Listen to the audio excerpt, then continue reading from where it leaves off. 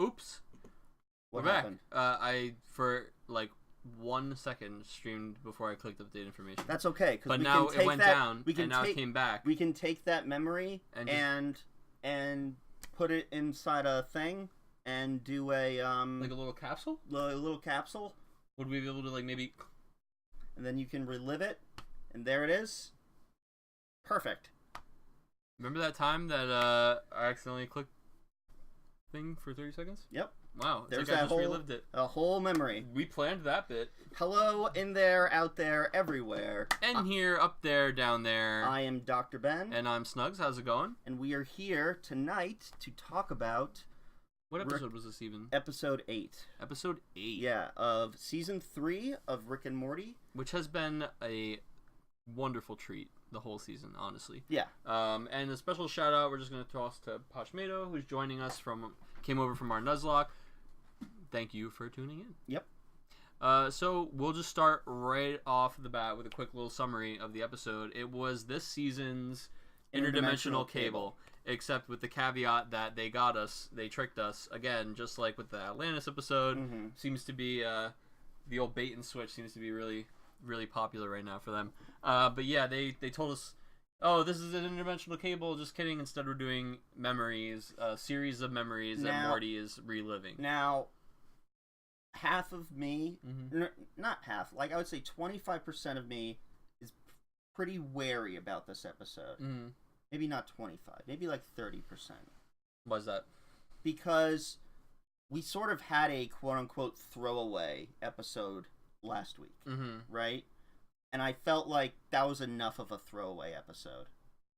And then we have this.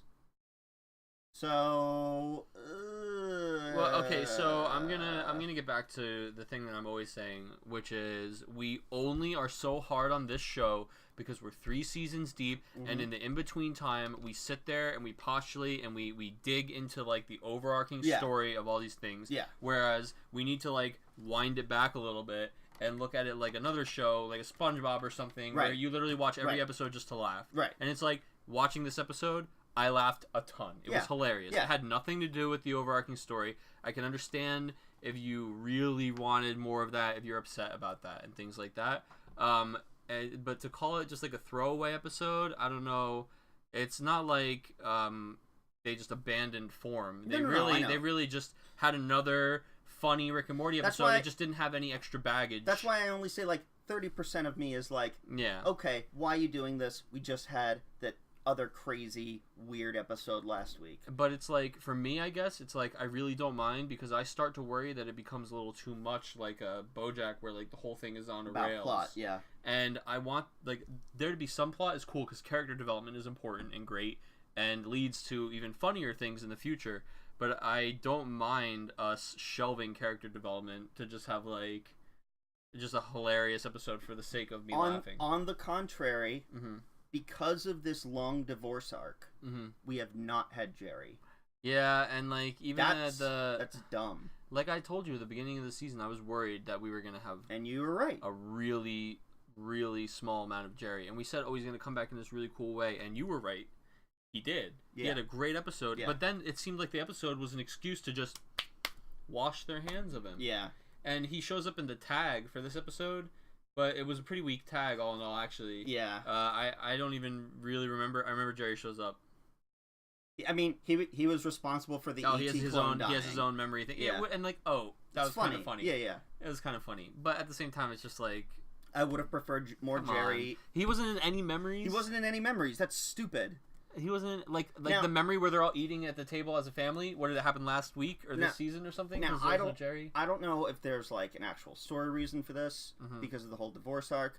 I don't know if it's because of Chris Parnell. Maybe something happened to him. I do know that he's been walking around in an arm sling, looking like a real Jerry lately. Oh, really? Yeah. So I mean, it could be something like that. But I mean, an arm sling from like how many months? When was this finished? Yeah. I don't know. Anyway, what really jumped out at you at this episode? So I love the callbacks, the little callbacks. I especially like the joke about callbacks to the Men in Black 2 thing. That was really funny. Yeah. But that was me getting off track a little bit. I love Mr. Poopy Butthole like proposing to Morty and Yep. things like that were really funny. I thought most of the little stories were hilarious. So well done. The smudge one was so the first funny. one. The first one was Oh my hilarious. God. He looks through the telescope and he sees a man on the moon. And like, maybe it was a smudge. And he's like, I think I tell the difference between a man taunting me. Yeah. And then it's his professor. And This then is guidance counselor, yeah. some people said from a certain angle he looked like a bit of a smudge. Yeah.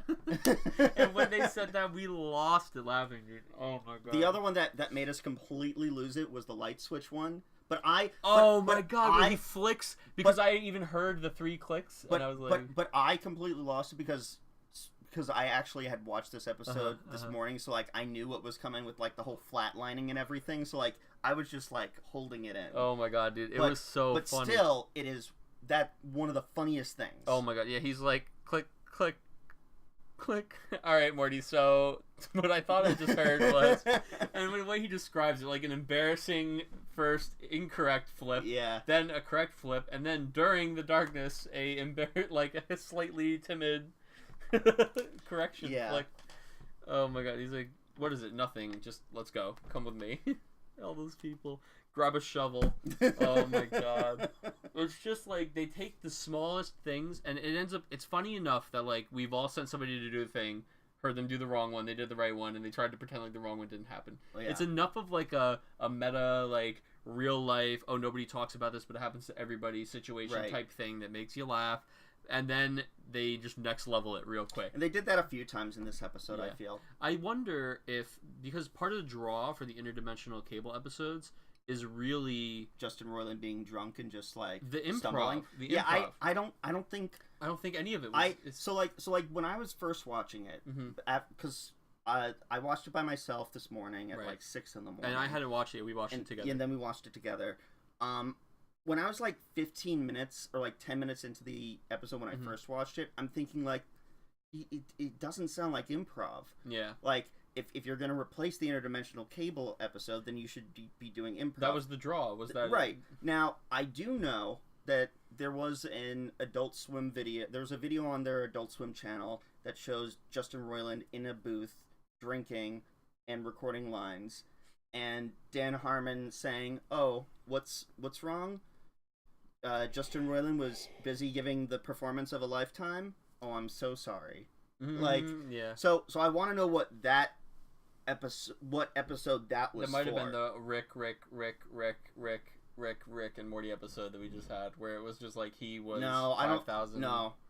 That didn't sound like stumbling. Yeah, Like, I think it's an upcoming episode that has to do with improv. That's not interdimensional cable. That's not one of these weird gimmick things, but still is improv. And I really hope so, because the improv was really cool and it was so funny, and that's how you get like the this has no business being this funny, but they created an over the top animation to match like the silly rambling, and it just really makes it come together. It's also because of just how much he stumbles over himself, and that's why it's funny.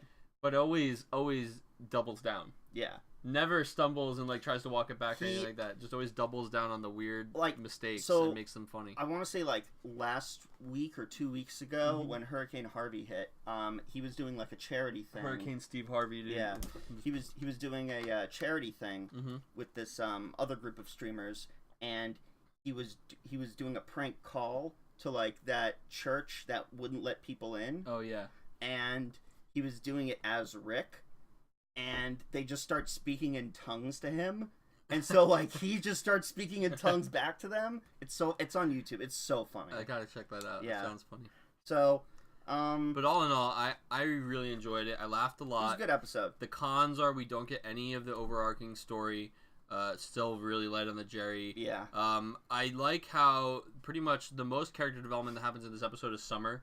We show how she's like responsible enough to like fix the problems now, and like that she'll just do it without complaining or any questions nowadays. You know, she just kind of fixes them, puts them on the couch, they both call her a bitch and go to do a thing. She's just like whatever. Like it's interesting that like the family's so indoctrinated by the adventures now that they just don't even question it anymore. Not even just like the family, but like even everybody stuff too. Oh my god, when the thing brings the zip ties in, and he like goes over and puts it, and then all the bodies just start. I love that. Oh my goodness! But also everybody, you can see everybody's indoctrinated on this. Like when you see like the ET homage and everything like that, Morty's biking with other kids. Like, yeah. It's kind of. I mean, man, it's just so funny. It's so well done. So we've got 2 more episodes left of the season. I think we have one that's going to have to be like improv. Here's the whole plot. Yeah. Let's wrap up the plot and make you sad and leave a cliffhanger for next. And so it's got to be the last episode. Yeah. Because they're gonna leave that cliffhanger. So that leaves the next episode is gonna be one of 2 things. It's either gonna be a legendary, not the story episode, or it's going to set up a final episode. We'll see. And be pretty story heavy. Yeah. I personally hope it's the former of the 2, but I would totally understand the latter being the case. Right. So we'll have to see. That's next week. But this was just, I mean, we're not overanalyzing this episode because there wasn't a lot to overanalyze. It was just watch it and have some fun. Yeah. So I highly recommend watching it if you want to have some fun. Personal review on this episode. I gotta float it up with like a 7.5. Yeah, that's not exactly me saying that the episode's not great. It's just that there were better ones this season. It was like a solid 7.5 through the entire episode. And honestly, there were better ones this season. That doesn't mean that this one's bad. It just means that there were better ones. Yeah, I mean that's my rating. Yeah, there's better ones. I've seen better ones. I've seen worse ones. I mean, at some point, a 7's not bad. Yeah, like it's pretty good. I don't give out 10s. I'm shitty. I feel like if you give out a 10, you got nowhere to go. You gotta give out 10s for some things. See, like I don't even think Breath of the Wild gets a 10. Oh, stop. I don't. Stop. I think it's a 9. No. It's a really no good game, but the story is really weak. Final Fantasy VI gets a 10. Oh, see? Yeah. There's the line. No, Final Fantasy VI just deserves a 10. Okay. I could sit here for an hour and talk to you about how, like, let's just go to the basic elements of game. Stop. All right. We're done. All right. So next week we will have another Rick and Morty review, so please join us in for that. Yes. And so since we've got 2 more episodes left, during the interim after Rick and Morty is done, we'll have nothing to review. Oh, wait a minute, we will. We've got BoJack. BoJack. All of our shows come back. All of our shows are coming back. So be sure. Dear, what am I even gonna do? So I know I think what we might want to do is just do like keep going to the movies and asking them to screen our shows. No, don't do that because I don't want to pay money for that. Defenders is really not Defenders. Defenders is pretty good. Inhumans is rough. But that's on our channel. You can watch that. What we are probably going to do is, and I've been mumbling it around in my head. Tell me. We might want to just do a conglomerate review of everything in one day as one episode. Mega review. Yeah. Yeah, maybe. Sounds like a cool idea to kick around. Yeah. But for Rick and Morty, we'll be back next week. Yep. And that'll be same time, same place, same slice of bread. Same Mancave. Maybe a different slice of bread. Yeah. If you ate the last sandwich already, you need a new slice of bread. Yes. Let's get out of here. My adenoids are flaring up because of the cat. All right, classic. Yeah. Have a good one, guys. Take care. Good night.